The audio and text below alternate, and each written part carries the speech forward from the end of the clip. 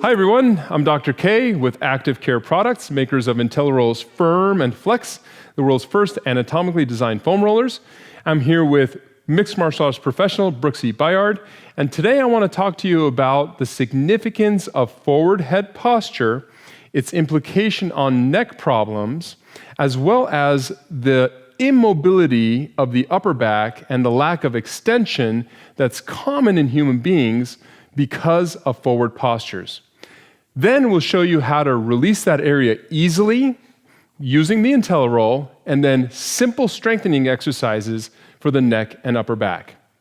Now, the reason people get forward head posture is because they spend too much time in forward posture. So I've got my handy cell phone here. I'm going to show you guys. There's a lot of this going on, okay? And this increases the pressure not only on the connective tissue, so the discs between the vertebrae. We've measured the increase in the disc pressure in that position, but it also causes chronic strain of the upper trapezius muscles and creates tension headaches and creates all kinds of problems down the line, including nerve impingement. So Brooksy's going to turn around and she's going to demonstrate. So the forward head posture, maybe not quite that much, looks like this, okay? And you may not even know you're in that position, but ask somebody in your family to look at you, and if your ear is forward of your shoulder, you have forward head posture. And that's going to cause a chronic strain, like I said, and it's going to increase the pressure on the discs. It's going to accelerate degeneration of the discs of the spine. So to strengthen that area, we're going to do retractions, but before we do that, we want to go ahead and restore the curve in the neck passively, and then by strengthening actively, we'll be able to improve the function in that area even more. Okay, so I'm going to show this to you guys first on Brooksy's person. So Brooksy, go ahead and turn around a little bit. Let's go the other way. So first she's going to lie on her back, and she's going to use the spine zone designed specifically for this purpose. And by lying on her back and laying over the spine zone, she's going to reintroduce the proper curve in the neck, which looks like this. So again, we have forward head posture. We want to restore that curve.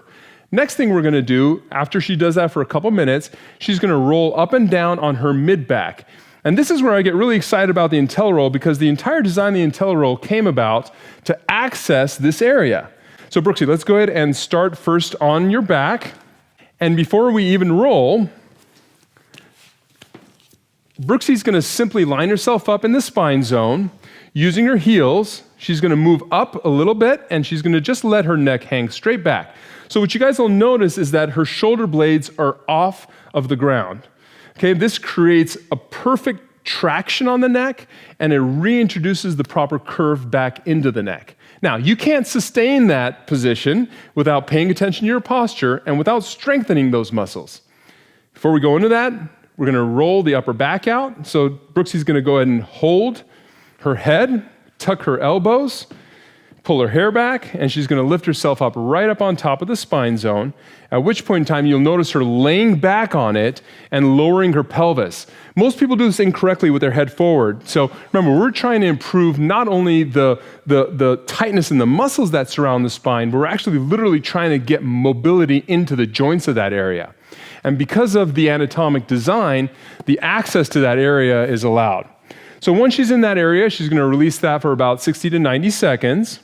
Okay, a little longer if it feels good.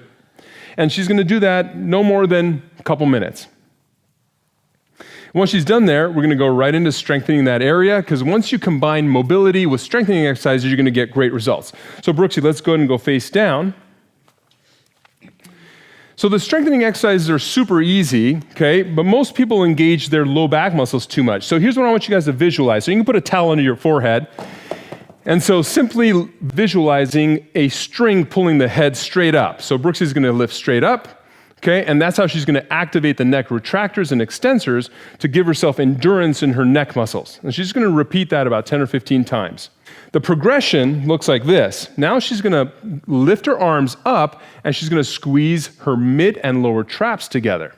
Okay? So that's the first progression.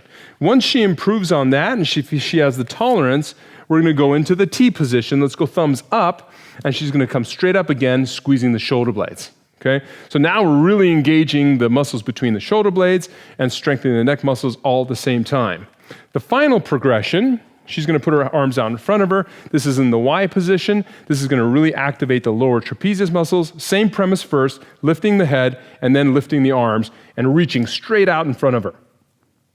Excellent. So it's a pretty challenging exercise, but when you combine the reintroduction of the curve into the neck, using the IntelliRoll, as well as mobility of the joints in the upper back, combined with neck strengthening exercises, it won't be long until the neck and upper back problems are a thing of the past. Let me also finish by saying you got to pay attention to your posture. So simply, if you're on a cell phone, hold it up in front of you, hold it at eye level, tuck the elbows, and get used to this. You'll be much better off for it.